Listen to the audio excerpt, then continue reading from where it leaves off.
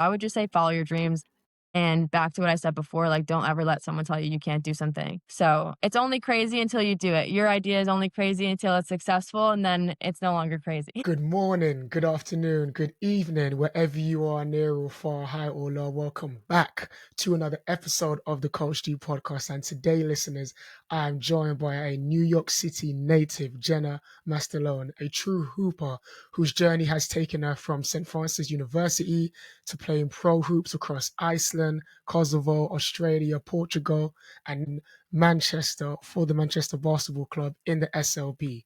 Jenna averaged 23 points per game last season in Portugal, but what makes her story powerful is the growth behind the numbers, adapting to new cultures, elevating her mindset, and constantly refining her craft. We're going to dive deep into what it really takes to perform at a high level overseas, as well as the top three skills every guard needs in addition to the mindset. So, listeners, without further ado, please give a warm welcome to Jenna Mastalone. Appreciate you, Jenna. Yeah, I'm excited to be here. Thanks for having me. Absolutely. And just before we even get started with your book that's still being written, so how is your physical and how is your mental? Um, can't complain really. I feel like I've been really lucky throughout my career, Mhm. physically and mentally, I feel Yeah, like. Yeah, I can't complain. nice. And one thing I love because this is something that I've learned, kind of was telling you off here how long I've been doing this podcast for. And I love how with the guests, there's some guests that I've had from the US that are from like the West Coast, where it's kind of like cool, chill, like palm breeze, beautiful weather. You got the beach, so that kind of reflects with the style of play. It's like cool, calm, collected, nice little jump. I'm not gonna get too hyped. Then you got the East Coast, which is a bit more hard, physical. They're gonna talk trash. They're gonna back it up, hard nosed defense. So kind of just set the scene for us, Jenna. Like you being a New York City native, what Mhm. what was it like growing up in that basketball culture, and how did it shape your game early on? That's a great question. I feel like being from New York has given me a lot in terms of, like, competitiveness. Yeah, I think, like, nothing was given easy, like, everything that I did or accomplished what I had to work for. yeah, So and I think it's really interesting when you think of, like, in America, we go middle school, high school, college, but, like, in each school, you have a basketball team. So, like, in high school, you have JV and varsity, you have to try out for those. And obviously, like, you have to work for your minutes. So I feel like in New York City, especially, it's really competitive. mhm, So I was never given anything. I feel like I always worked for what I got, which I'm really grateful for because I think that's a major reason why I made it this far. and even then, like, could you describe for us? Because I mean, obviously, here, growing up in London, football is like the number one sport. So you might grow up supporting Arsenal, Tottenham, or Chelsea, Everton, Leicester. But obviously, basketball in New York is kind of like the mecca. You've got Rocker Park, there's summer leagues, you got the Knicks, Oh, yeah. Brooklyn. Like, so how would you describe the basketball scene from just the high school level, the pro level, people you would look up to, like the games you would watch? Like, how was you digesting basketball around you during that time? I feel like people in New York are just really passionate, like, about everything, like, Yeah, not just sports, like, they're passionate about life, they're passionate about everything. So yeah. when you bring, like, that passion into sports, it's, like, creates an atmosphere that's unreal. Like, summer basketball in New York is, like, incredible. There's street Wow. tournaments everywhere, like, you for money, for fame, for clout, like, whatever you wanna say, but New York City basketball is just I feel like it's unbeatable, but I'm also biased, so, like, Yeah, yeah. so you can't really don't quote me, but, um, yeah, there's, like, a passion there that I feel like is unmatched. Yeah. And with that passion, when was the moment you realized, Jenna, when you kind of felt like all this hard work is paying off? The game is starting to slow down. I'm making my shots that I used to miss. I'm really reading the game kind of like on a cerebral level. Like, when was that moment for you, Jenny, when you realized that you was nice at basketball? Um, I feel like it took me a while. I I don't know if it's just the coaches that I had or the environment that I grew up in. I feel like there was never like an emphasis on it was always like team basketball, I guess. So it wasn't until I think my grad year of college when everything started to kind of like slow down a little bit. Um, Mm, that's so funny you say that though, because I remember asking my freshman year of college, so like 18 years old or something. I yeah, asked one of my assistant coaches about like her career and like when she started to like get it. Like when does it like start to come to you naturally? yeah, And she said eventually like the game will slow down for you and it won't be as hard as it looks right now. Like it'll just everything will seem a little bit easier even though it's not easier. yes, yeah, Um yeah. yeah, so I think my grad year of college, so my 5th year, we got an Okay, extra year for wow. COVID. Yeah, it took a little bit. It took a little bit. Okay, yeah, yeah. Yeah. Nice. And I mean, what did that feel like? Because you kind of mentioned it there, like your assistant coach was telling you, like at some point the game will start to slow down. For yourself, was it that, or was it like the skill set, or you kind of grown into your body so you know how to use your athleticism, size, physicality? Like, well, like what was starting to click for you? Yeah, I think, a lot of it is confidence. I'm, like, a big believer that, like, confidence is key in Yes. anything, like, fake it till you make it type of person. Yeah. Um, so I think and I'm like a gym rat, like, I will be in the gym all day, like, Love if it. I could. If there was available gyms, like, I just like to work on, I guess, my craft, I guess you could say? Yeah. Yeah. Um, so I feel like my grad year, I really took it personal. I was like, this is my last year. Like, I need to kind of prove to myself that I belong here. Even Yeah. though, like, you kind of always think, like, you don't make it there for no reason. Like, you get there because of hard work and all of that good stuff, but you kind of want to prove it to yourself as well. Yeah. So it was kind of just like trusting in the work that you do and seeing the ball go in the net in games helps you be confident, I feel like, in future games, which That's is a true. good thing. Yeah. That is true, and you even kind of just mentioned it there as it relates to your experience at the college level. Like looking back at your time at St. Francis University, what would you say was your biggest growth moment during your college career? My biggest growth moment, I feel like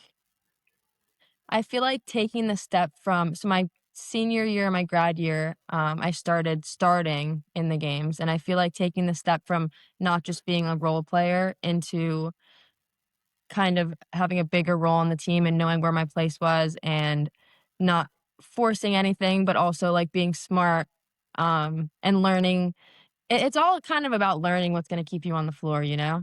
Yeah, yeah, Um, so I think that was, like, a big from my senior year to my grad year was a big growth year for me, and yeah, I had some good coaches in college that kind of taught me mentally how to stay present, I mm, guess.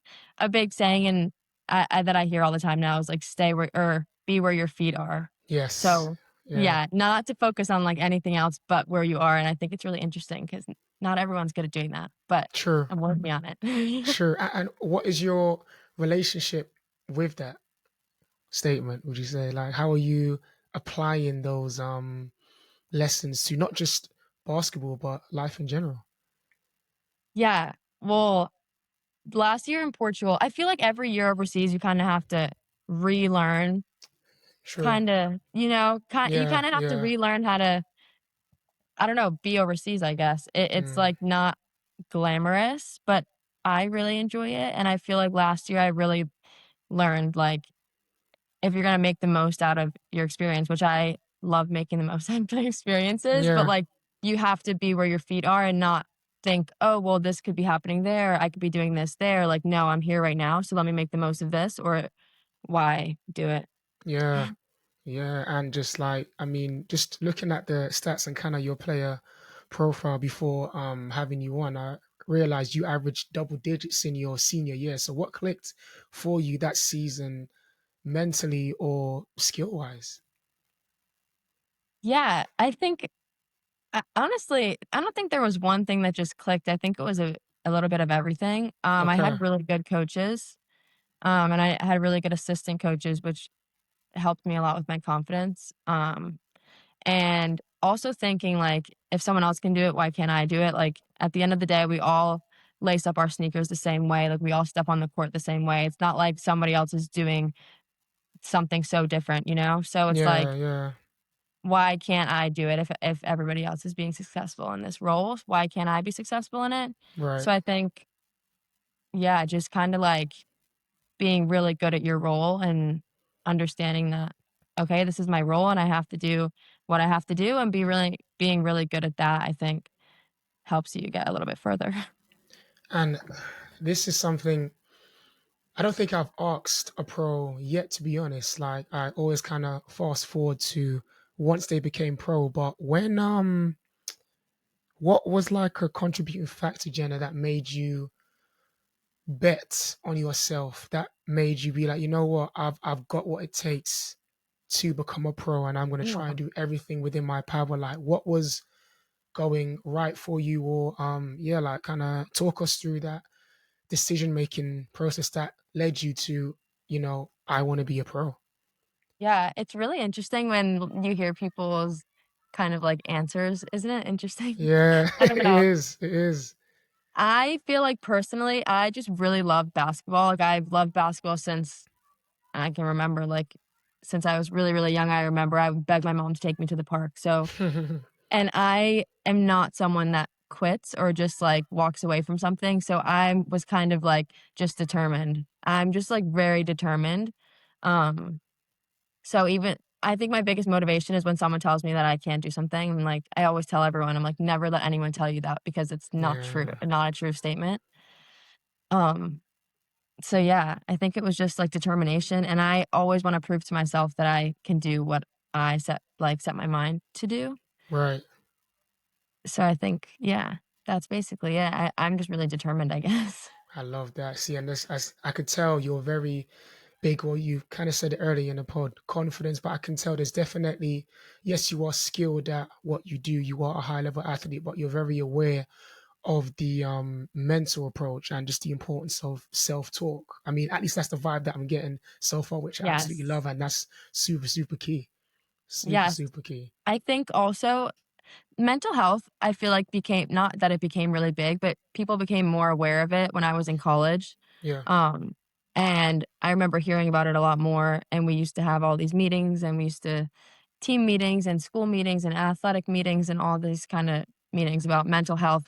But I think it's so needed because if you look at sports or basketball in general, like a lot of it or most of it is mental.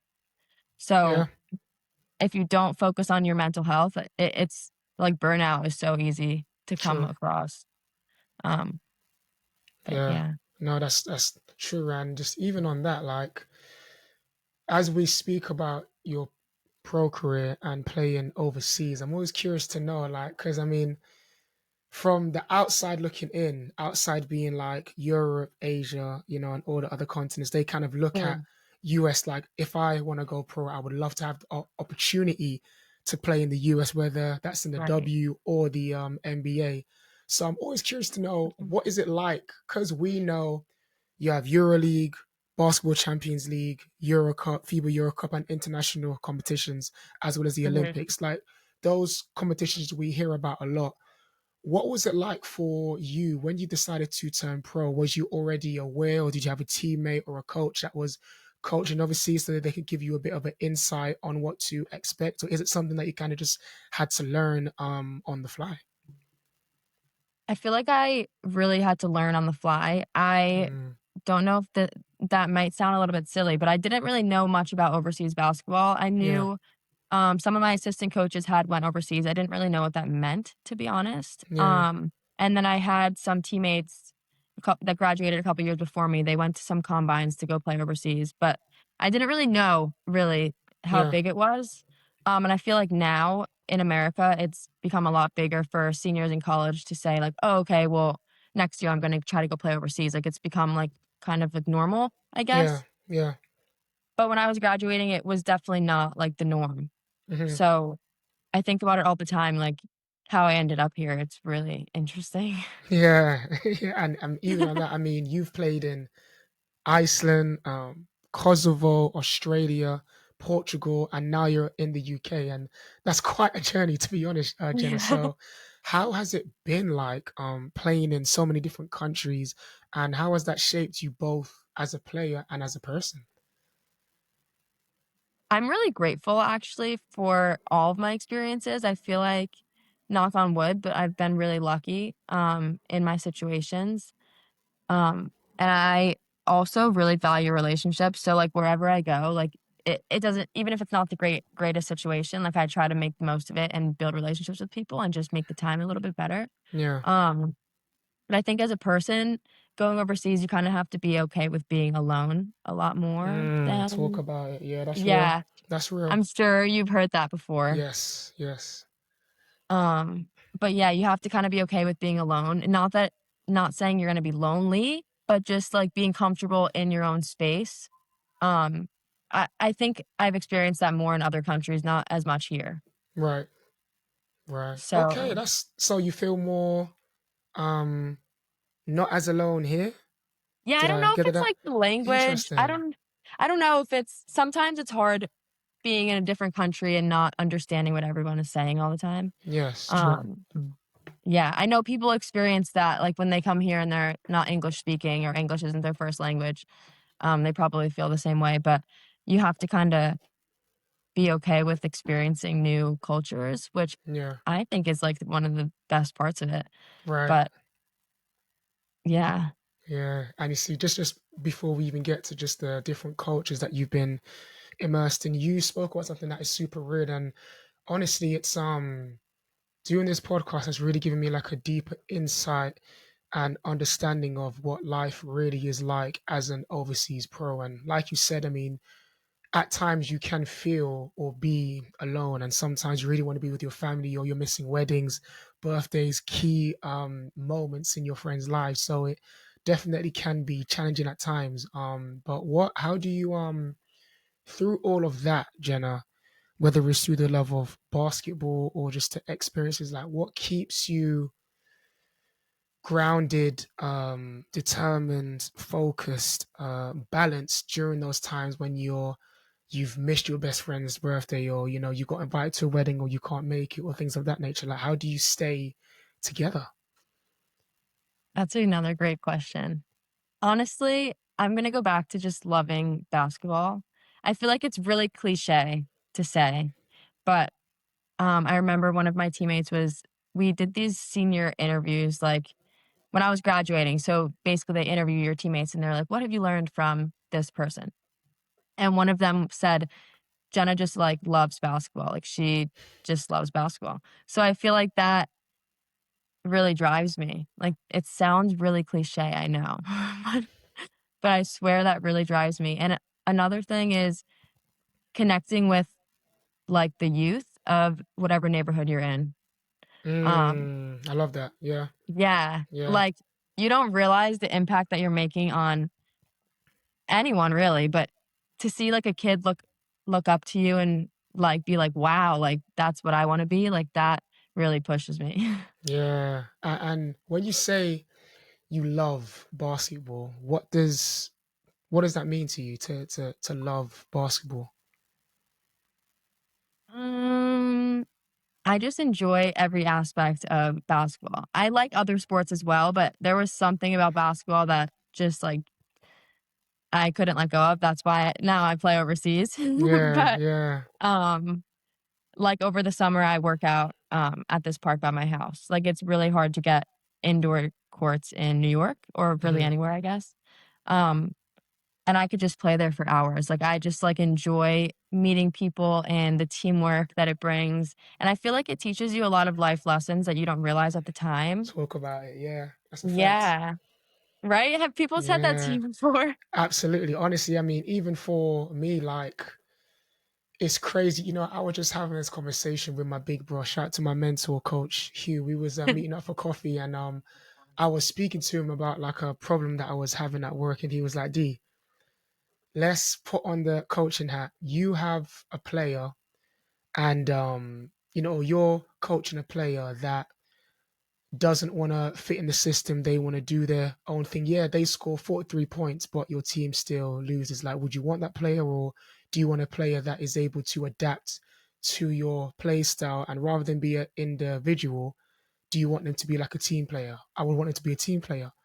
Basketball is life, life is basketball, you know. So it's like the lessons that you learn in basketball, how to communicate, how to read body language, how to stay calm in pressure situations. Mhm. Exactly the same thing in life. You know, I might communicate or have a meeting with one person different to how I have a meeting with another person, you know, and another person is motivated a different way to how another person likes to be motivated. So yeah, like that's why what you said just resonates with me so much, honestly. Yeah, no, absolutely, and it's interesting because you have to learn how to adapt to different people, especially Yeah. being an import or like quote unquote. So you join a new team every year. Yeah, So it's like, how do I learn how to communicate with, well, if I don't speak the same language, how do I learn how to communicate with them? Or like, how do they like to receive this pass? Or it's like a lot of adaptation, and I feel like it sets you up really well for your future. yeah, Um, yeah, Especially in with communication skills, and I yeah. think, like, coaches push that really heavy, Right. and you don't usually understand it until you're done playing and you're like, "Okay, well, that makes sense now." Yeah, yeah. And see, you just even mentioned it there, like for yourself, Jenna. I mean, like I said, kind of after a certain time, you're kind of going from one country or one club to another, and you're kind of adapting. So, what are some of the biggest adjustments you've had to make when adapting to new playing styles and cultures overseas? Biggest adjustment I've had to make? I think it's just adapting to each team and finding your role on each team because it's not gonna be the same. Yeah. I agree with what you just said about I would rather win and not have as big of an impact, I guess, on the scoreboard because everybody looks at the scoreboard and they're like, wow, this person had 30 points. But I feel like what's the point of having 30 points if you still lose? Like, was that Mm, really team basketball? Like, I'd rather the team play really well and it be spread than one person do something. So I feel like I've been really lucky. I've been put on teams that like to play together, and I yeah. think that creates for a better environment and better experience for everyone. Yeah.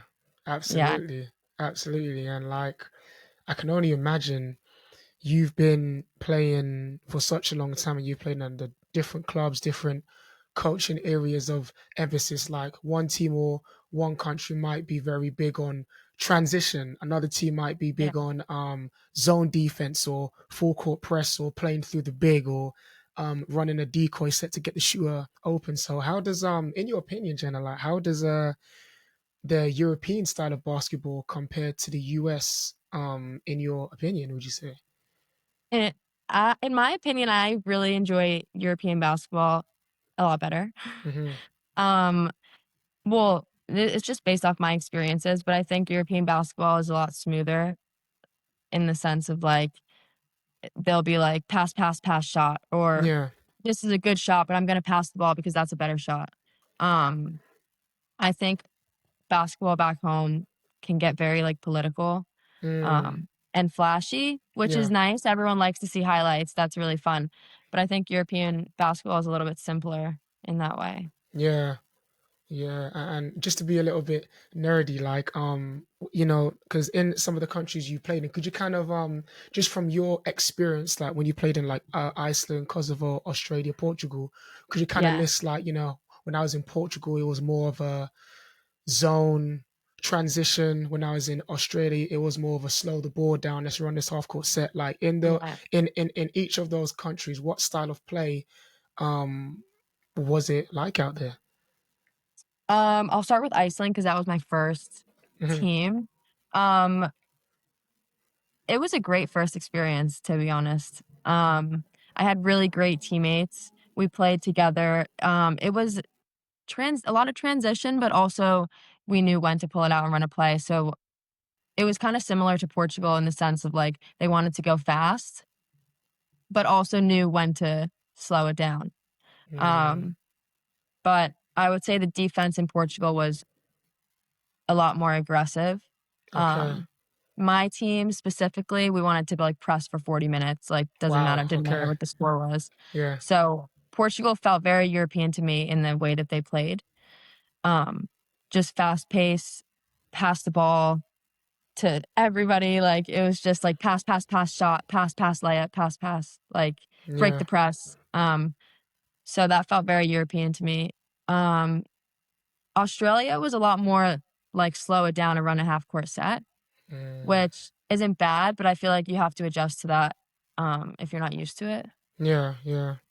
'Cause some players thrive in a, faster paced offense and some players thrive in half court offense. Right. So, yeah, so I had to adjust to that a little bit, 'cause I do like to run. Yeah. But, yeah, I would say Portugal and Iceland were a little bit similar. Yeah. Not, like, majorly similar, but, like, similar in the sense of, like, style, I guess. Hmm. But each country has their different styles, which is, like, unique to them, I feel like. Right. Right. Like, the UK, I feel like is very different from all the other countries. So, Okay. Okay. yeah, so, I mean, I'm still getting used to it, so I don't really know, like, a lot. But, Yeah.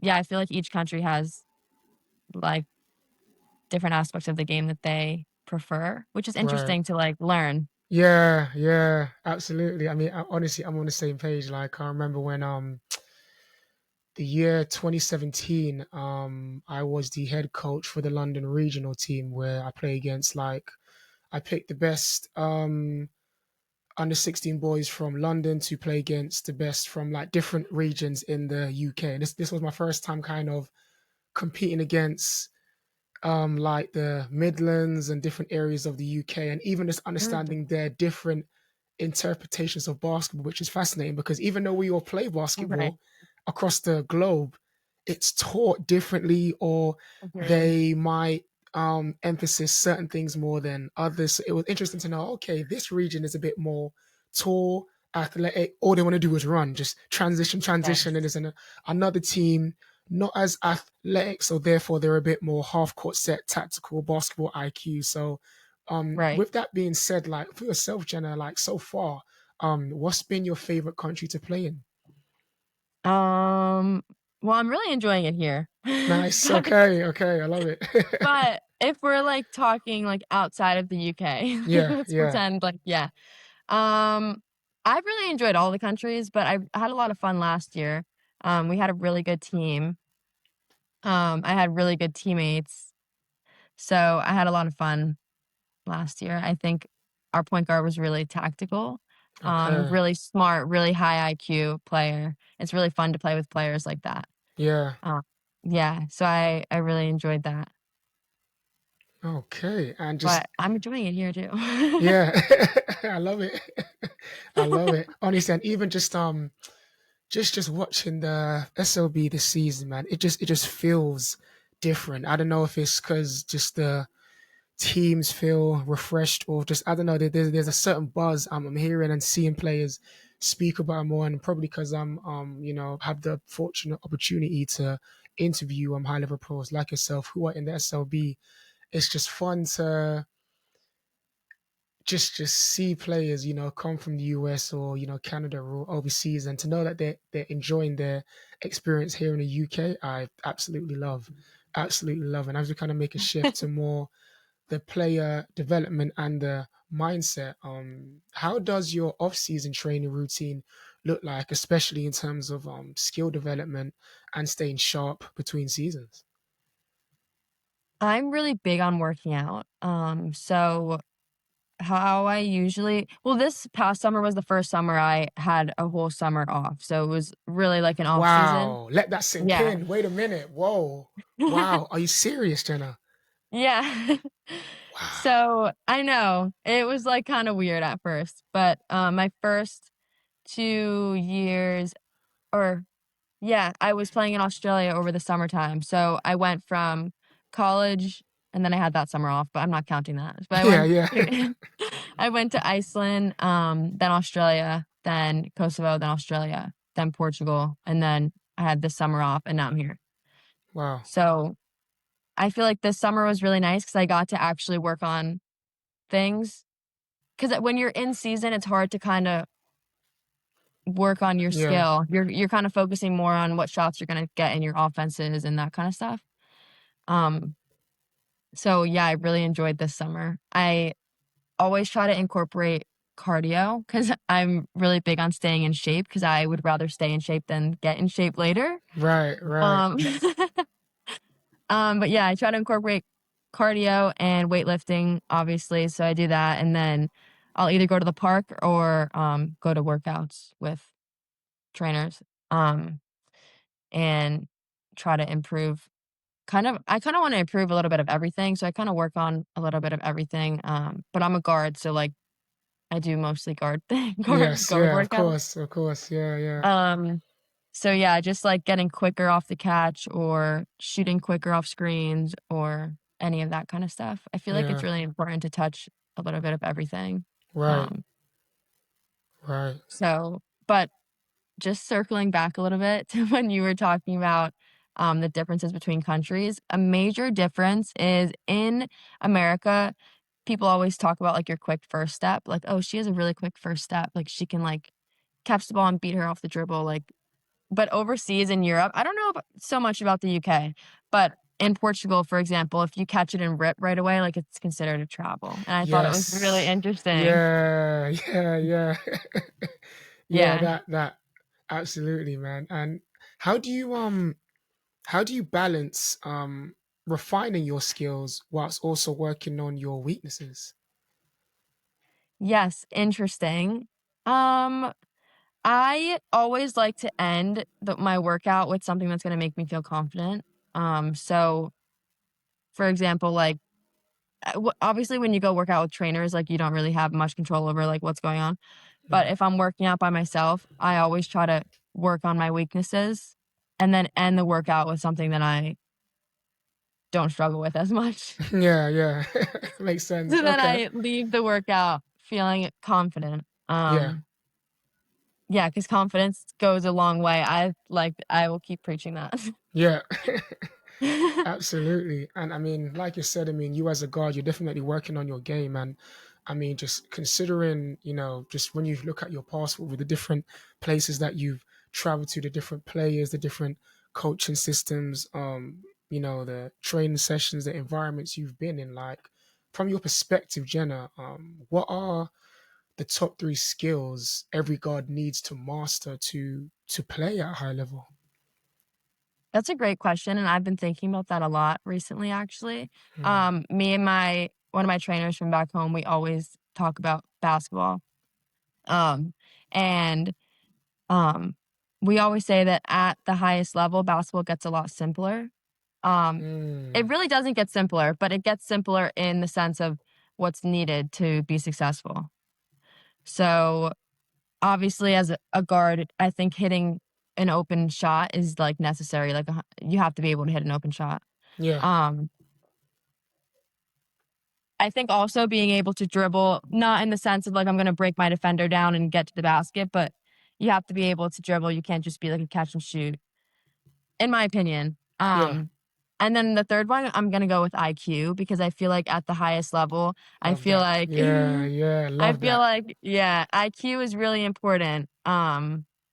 And if you watch like the highest level in college play, women's basketball, I I think it's really interesting because you don't see them doing a lot of like flashy moves. It's all Yeah, like really crisp passes or like I don't know, pass to an extra shot that's even better than the open shot they just had. yeah, So I yeah, think yeah, so I guess my 3 would be being able to hit an open shot. yep, um, being able to dribble yourself out of a situation, um, create for teammates, and then IQ I think is major. yeah, yeah.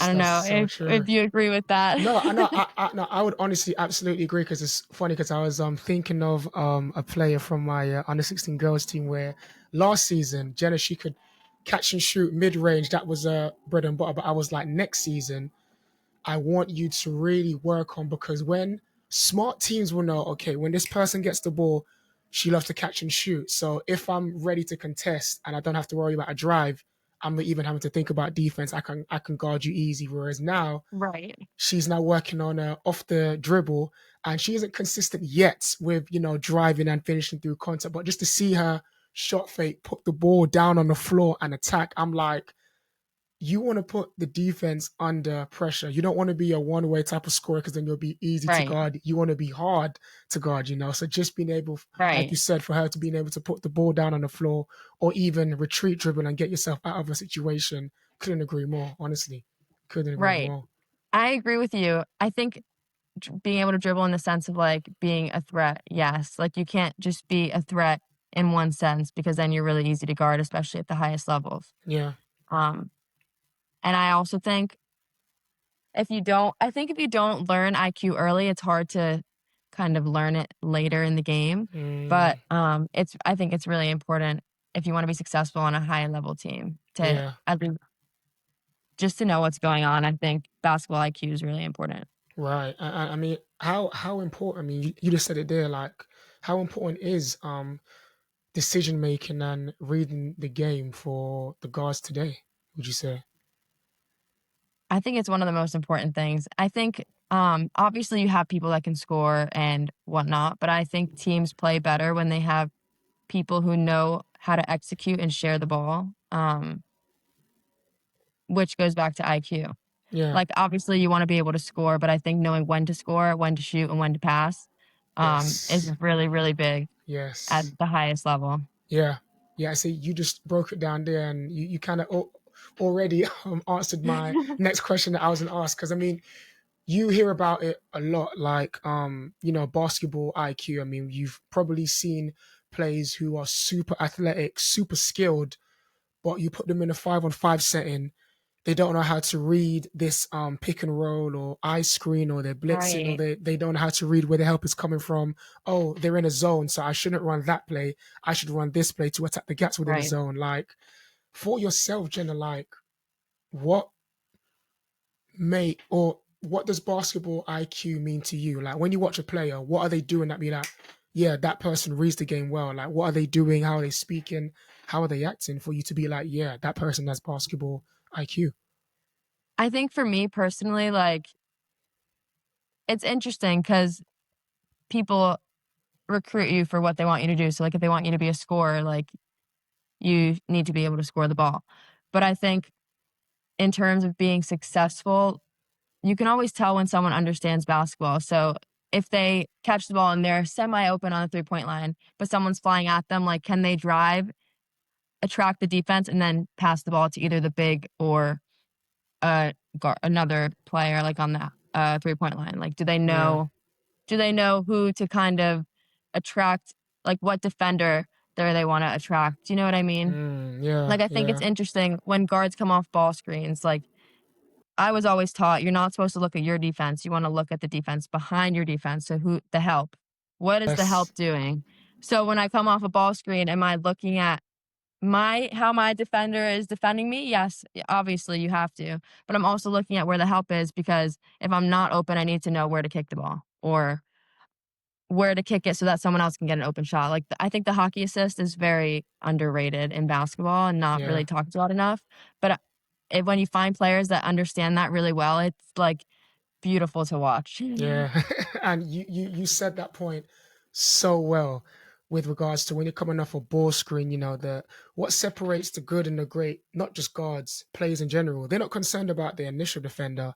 They're reading where that help is from, and they're even at times able to anticipate. If I just bring this initial defender a little bit more here and really get to the paint, I already know this person from the corner is coming in. But just bringing it back to your point, great players really look at the second line defense or that third line defense, and kind of on the other side of that, Jenna, for players who might not be the tallest or the most athletic, what can they focus on to still dominate on the floor? I think focusing on whatever role the coach gives you. So I think sometimes people are scared to ask what their role is. But if you do ask and find out, then I think it's easier for you to understand your role and then be really, really, really good at your role. Um, Mm, when I was growing up, my like coaches or my trainers used to always say, like, you need to do something on the court that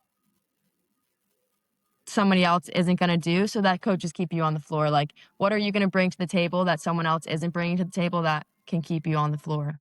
So I think if it's not, like, glaringly obvious, like, if you don't shoot the ball really well or you can't do this really well, like, I think you need to bring other things to the table. Like, I'm gonna be a really good on-ball defender, and that's, like, what I'm gonna focus on. Or I'm gonna be a really good rebounder, and that's what I'm gonna focus on when I get on the court. So then your coach knows, like, okay, she might not give me 20 points a game, but I know she's gonna go for every rebound. Yeah. Yeah. Um, so yeah, I think you just need to figure out what it is that you can be good at and kind of like really, really set kind of like your goals on that, I guess. Yeah. Yeah. It's interesting. It's interesting to think about though. Yeah. Absolutely. Absolutely. Because you kind of got me thinking now. Like I could tell you've been under some great coaches where you was able to have that open dialogue. Like, coach, what's my role? Or coach, like in the third quarter, why do we switch from a man to man to a zone? Or how come we're working on this? Like, there's that open dialogue. So, Yes. in your opinion, like, what is the ideal relationship between a player and a coach, and kind of what when you look at the coaches that you look up to that made you the better person and player, what dynamic did they create for you, would you say? I think it's really important for them to be approachable. Not in the sense of like we need to be best friends because obviously there's a line between coach and friend. Mm, Um, but I think you need to be approachable in a way that I'm not nervous to ask you a question. Like you should kind of invite the questions because you want to help your players improve. yeah. Um, but I think there's also a time and place for questions and when you should ask, and you kind of need to learn and navigate that. But I think being approachable, I've had some really good coaches that were very approachable. Um, but they set boundaries, so I knew when I could ask and when they could explain things to me. Yeah, so I've been lucky in that way. Yeah. But I have a question for you. Please, please. Okay.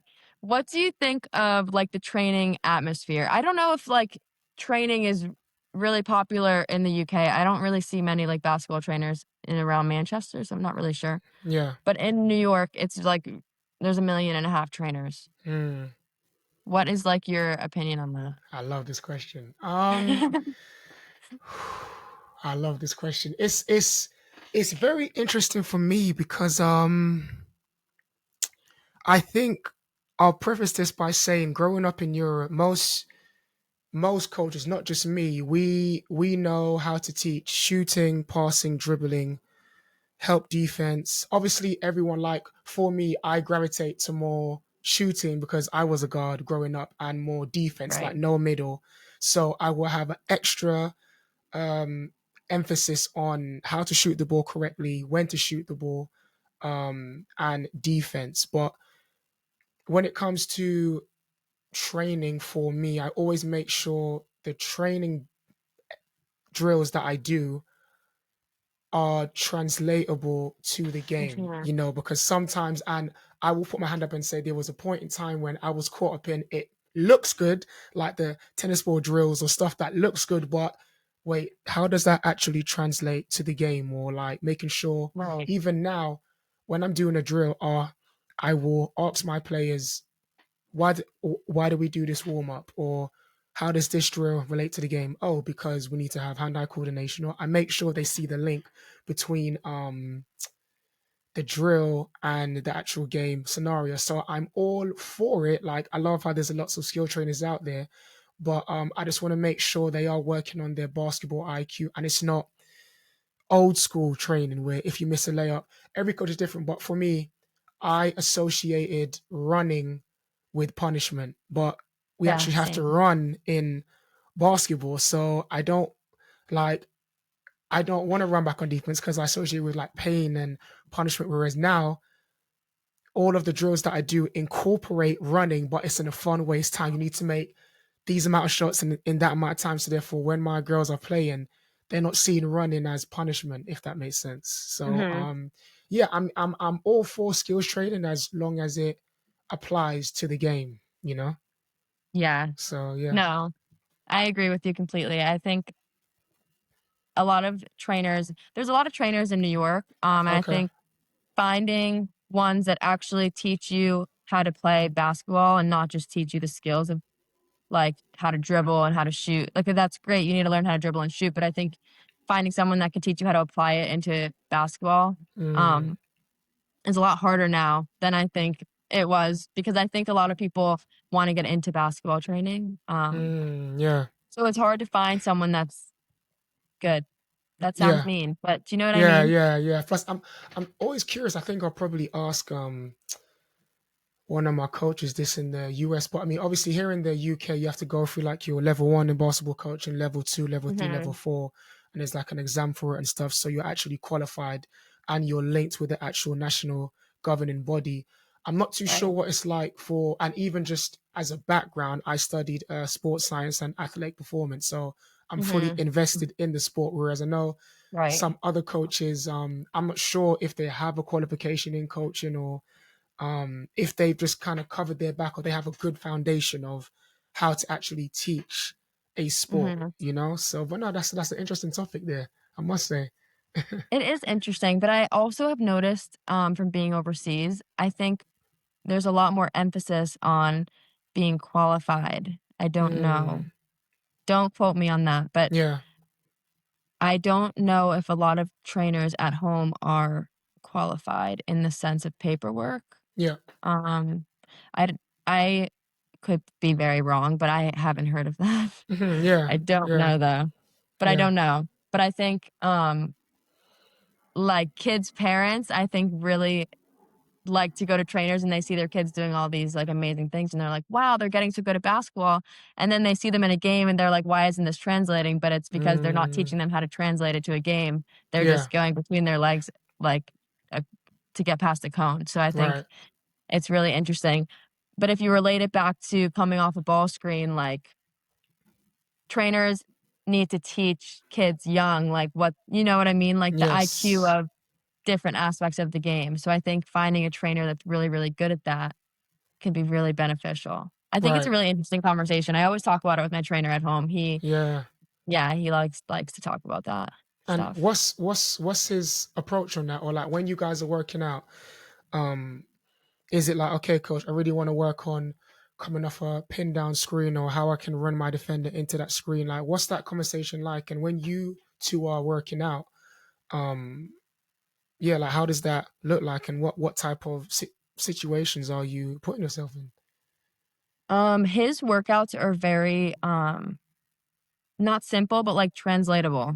So not too much flashy like cone work. It's more like Mm, we're gonna do something that you will actually do in a game. Obviously you want to increase your skill set, so not always stuff that you're comfortable with, but we all the trainers that I've ever worked with have kind of been similar to that. It's always things that you would think are really simple, but you have to kind of get really good at to be successful, you know? yeah, yeah. I like that.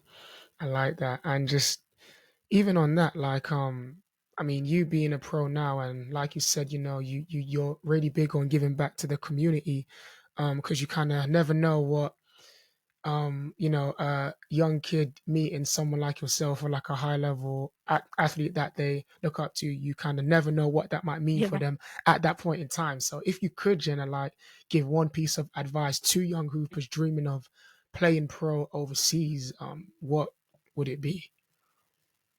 I would honestly just say to follow your dreams. I really felt that strongly when I was playing in Australia. We used to do a lot of work within the club, and I used to train a lot of kids that played for the club and teams and all of that.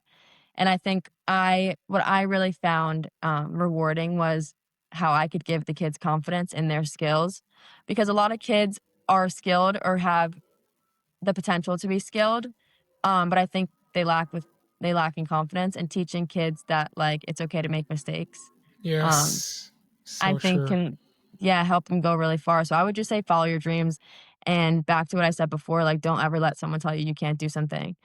So, it's only crazy until you do it. Your idea is only crazy until it's successful, and then it's no longer crazy. So Yeah, you see, and this is one thing that's I love this conversation because you're really inspiring new thoughts in my mind, which I absolutely Oh, love. Because you said, a kid could be okay. For example, a kid could have this the kid's skill set. Hers could be like a 10 out of 10, but if her confidence is a 4 out of 10, her skill set will drop down to where her confidence levels are. Versus right. if she's confident 10 out of 10, boom, her skills are now in sync and they're gonna match. And what is your and the second thing which I love that you said is it's okay with making mistakes. And I'm really learning that now working in the primary school. At the end of a session, I'll be like, guys, are you going to win every single game? And they Oh, say, well, no. And I'm like, exactly, like even the pros, the best sportsmen, sportswomen, they all lose games and they might get right. upset, but that doesn't define them. And I kind of want to ask this question to you, Jenna. Like, what is your or how has your relationship grown between wins and losses over the years? Or yeah, how has it evolved? I think I've learned to give myself a little bit of grace, in the sense of, like, not everything can be perfect all the time, so, like you said, you're not gonna win every game. Basketball is, like, literally a game of mistakes, like, Yeah, the defense closes out or runs past you, and now you're wide open for a pull-up jump shot, so it's literally a game of mistakes, and I think I had to learn that, not the hard way, but I guess I had to learn it, and that kinda gave me more confidence too, because nobody's perfect. And it's hard when you look at other people and they're really successful in the same kind of aspect that you wanna be, and you're like, "Why am I not reaching that level of success?" But I think you need to give yourself grace in the sense of, like, if you know you're doing everything you can to reach that, there's no reason to beat yourself up about any of it. right.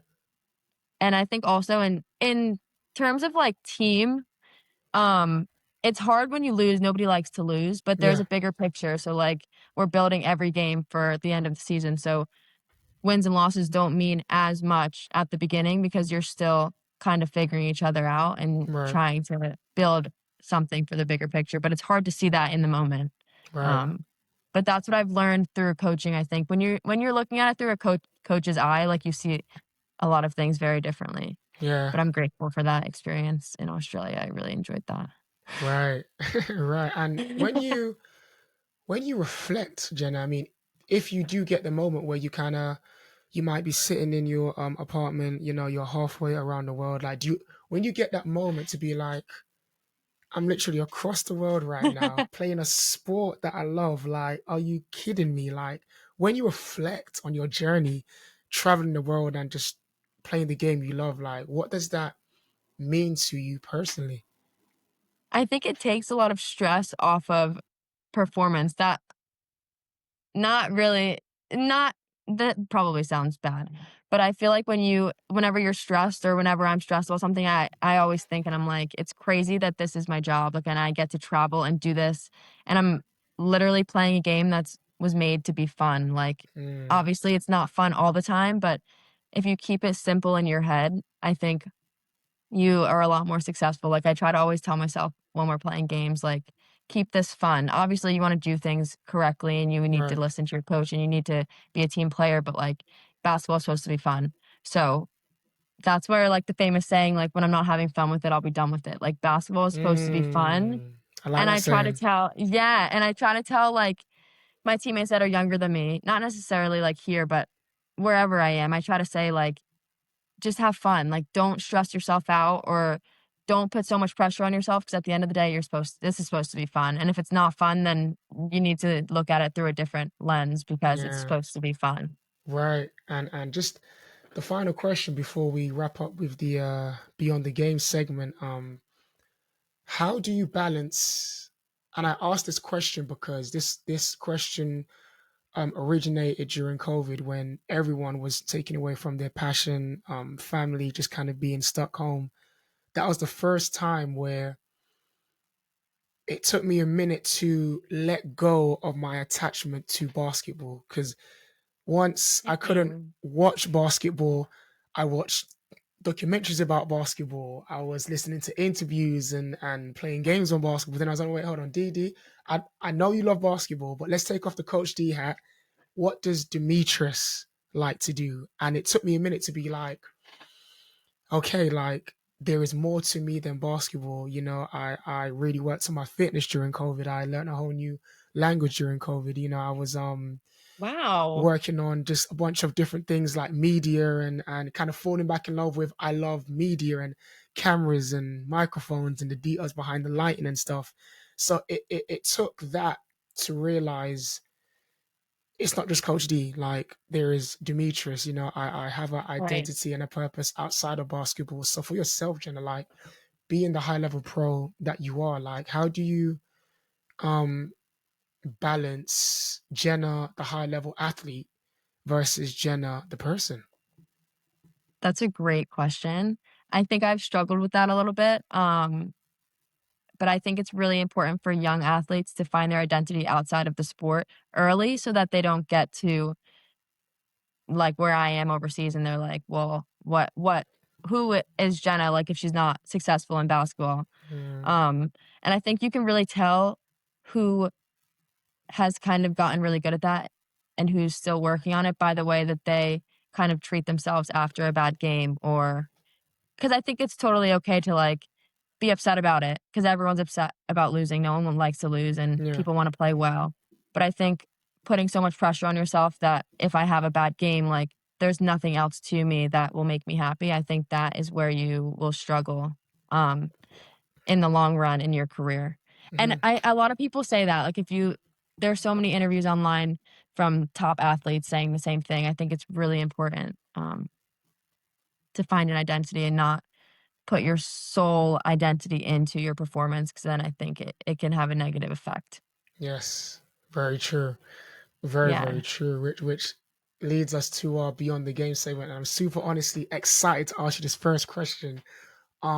Jenna, the first question I've got for you of the Beyond the Game segment. Now, this could go the basketball route or the life route or both. It's just Okay. really whichever side resonates the most. And the question Okay. is, what would you say, Jenna, is a skill that is taught by many but only mastered by a few? Oh my goodness. A skill that's taught by many but only mastered by a few. Um, that's a great question. I'm gonna have to go with patience. Mm, I think patience is people try to teach it to everyone since forever. Like, it starts when you're really young in the classroom or at home, like, you wanna have patience, and I think everyone tries to have patience, but I don't think everyone has patience, yeah, and when you meet someone that truly has patience, I think you're like, "Wow, I really need to work on something." yeah, yeah, yeah, Um, I feel like there's a lot better answers to that question, but I really need to think about that because that's a great question. yeah. What do you think is the answer? I'm gonna go two. I'm gonna start off with the basketball route and then get Okay, to the life route. Basketball, funny, I learned this in 2017 was defense, like KYP, know your personnel. And I'm kind of teaching this to okay. my girls as well. Like everyone teaches, yeah, you gotta get hands up, ball, deny, help, box out, rebound, communicate. But the finer detail, especially at the higher level, is knowing how you guard one player will be different to how you guard another player, and really Yeah, being a student of not allowing them to get to a certain spot, or really knowing, okay, when this person does that 1-2, the step back is coming, so I need to be ready for that. But really. I think even also like, oh, it's completely left my mind now. I know it was still on defense. Don't you hate when that happens? Like you're Yeah. really excited to say it and then it just leaves your brain. But definitely defense for sure. Um, and I think with life, to be honest, this year has taught me knowing yourself. I think a lot of Knowing people teach yourself. like, you should, I don't know how people would teach it, but like, yeah, like you should know yourself, or like know, or people say, because I've said, if I was in that scenario, I would do this or I would act this way Yes. until that scenario happens and you find Yes. out, wait a minute, I thought I was going to be calm, but I was panicking, or I thought I was going to be really upset if someone would say this to me, but I was actually calm with it. Like I'm actually surprised by Mhm. it. So yeah, I would say with regards to life, kind of just knowing yourself, that's like a never-ending journey, I would say. That's a great answer. I agree with you. Yeah. If I'm going the basketball route, I think, being a good teammate is emphasized a lot, Mm. but you don't really know what a good teammate is until you actually meet one, and I think do you know what I mean? Yes. Yeah. Absolutely. To meet someone who's, like, genuinely just a really good teammate, and is genuinely happy for people when they do well, I think it's hard to meet someone like that, but, Yeah. when you do have teams full of good people and good teammates, the experience is, like, 800 times better. It's Yeah. like it's not common. Yeah. And as you spoke about that, like being a great teammate, what memories flashed, or what personal teammates came to mind when you was saying that? I've had a lot of good teammates, so Nice. maybe my Nice. answer is wrong, but I remember this one moment last year. We were in the cup quarterfinals, I think. We were down by 15 at halftime, um, and down 15 in the third quarter, and we came back to win by 10 in the fourth quarter. Wow. Yeah, it was like the most incredible thing. And then I remember the buzzer went off, and I ran up to my point guard, and we just like hugged, and we were so happy. And she was always just so genuine in the sense of like, she wanted me to do really well, and I wanted her to do really well. And like, it wasn't in a selfish way either. It was like, we're both going to help each other because we want the team to win. It was like incredible. But Yeah. we have that video together, because the camera, like, panned over to us, like, running up to each other, and it was Nice. just, like, the most genuine excitement and, like yeah, I would say that moment with that particular teammate. Nice. That's fire, man. That is fire, honestly. Next one, what is something failure taught you that success couldn't? You have really good questions. Thank you.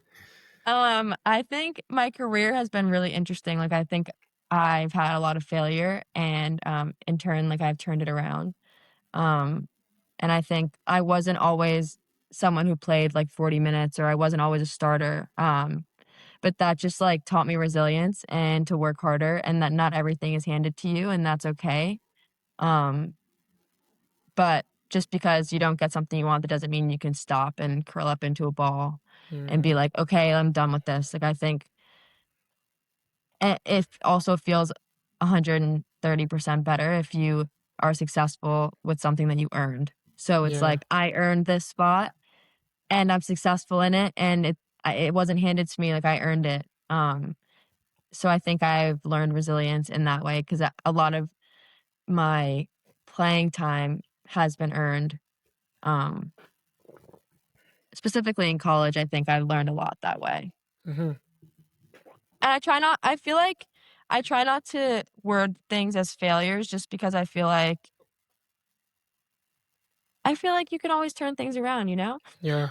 Absolutely. Absolutely. I mean, I used to say in my early coaching years when I read like four different books and come up with like a new coaching philosophy every time I read a book. But at that time in my young coaching career, it was what was n- negative or a mistake, or like a negative is just an opportunity for improvement or something like that. Or, yeah, you could turn a Yeah, negative into a positive by it's just an opportunity to improve, basically. yeah. But yeah, I get that.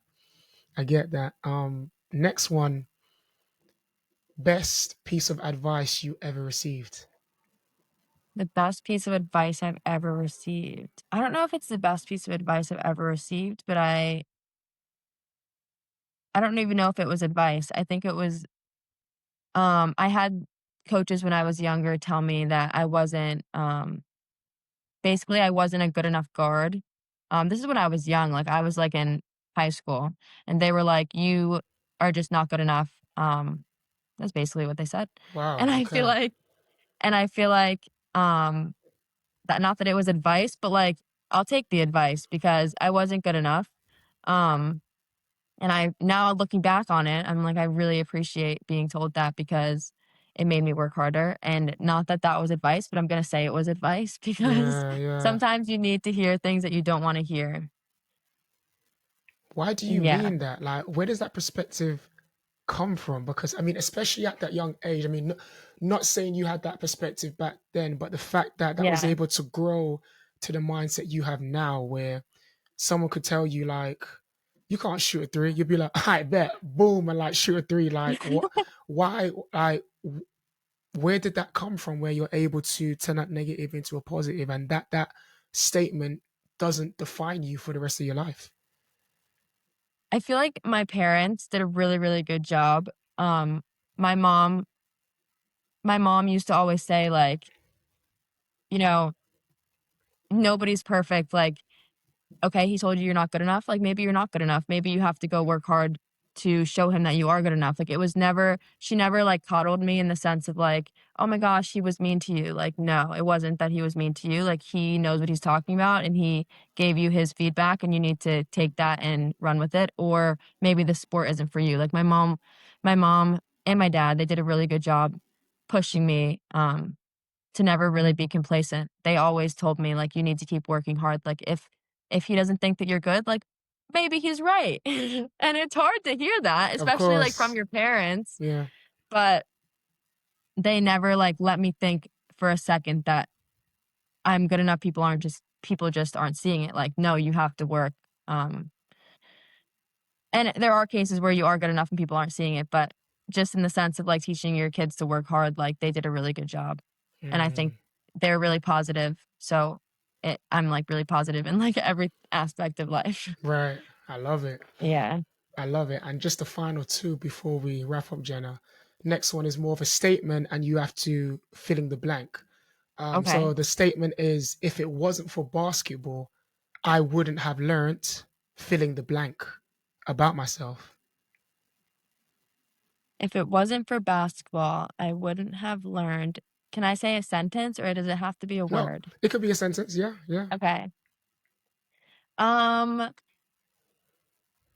if it wasn't for basketball, I wouldn't have learned. I think you know when someone says, like, you have thick skin or, yes. like, you have to have thick skin? I think if it wasn't for basketball, I wouldn't have learned how, like, to build thick skin. I mean, I probably would have learned it in another sense of life, but I feel like basketball has really taught me, like, you need to be tough. Like, I feel like I have a twin, and we're, like, Okay. Wow. polar opposites, Yeah. and I some things will happen, and I'm like, you know, not that I'm saying I would respond to, like, what's happening to her differently, but I feel Yeah. like basketball has taught me how to kind of be stronger in the sense of, like, just to have thick skin, yeah, that's my answer. I think without basketball, I wouldn't have learned how to have thick skin in the sense of confidence. Yeah.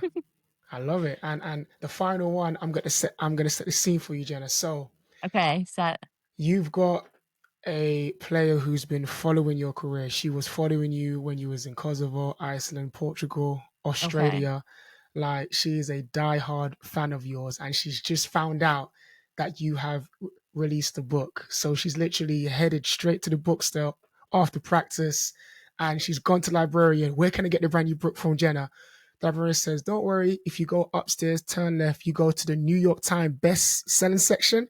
You can't miss it. Wow! Top shelf." So she's there now, going up the stairs. She's geeked, and she grabs your book and she's looking at it, and the question that I want to ask you is, what would the title of your autobiography be? You have great questions. Thank you. The title Thank of my you. autobiography,